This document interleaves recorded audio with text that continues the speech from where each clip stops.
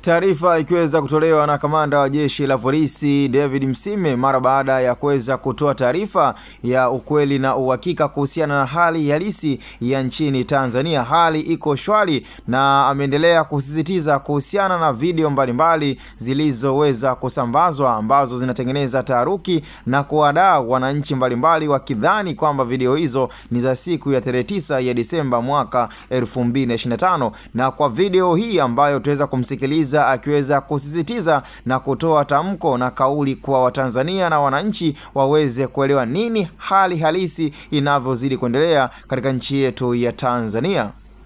Polisi Tanzania ningependa kuwajulisha kuwa hadi mchana huu wa tarehe 9 mwezi wa 12 2025 hali ya usalama wa nchi ni shwari. Vyombo vya ulinzi na usalama vinaendelea kuimarisha usalama nchini sambamba na kulinda maisha ya watu na mali zao.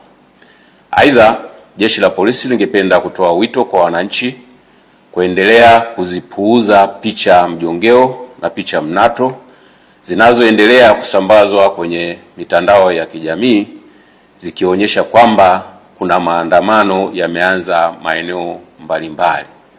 Taarifa hizo sio sahihi.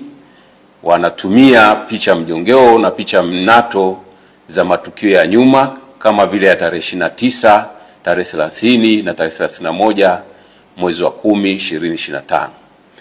Sambamba na hilo, wenye nia ovu wanaendelea kutumia picha mjongeo za matukio ya nyuma. Kwa mfano, kuna tukio la Juni 2025 ambalo kabila la Wamasai walikuwa wanafanya sherehe zao za jando katika msitu wa Tanapa, lakini imesambazwa kwenye mitandao ya kijamii ikionyesha kwamba Wamasai wameanza kudai haki zao huko jijini Arusha.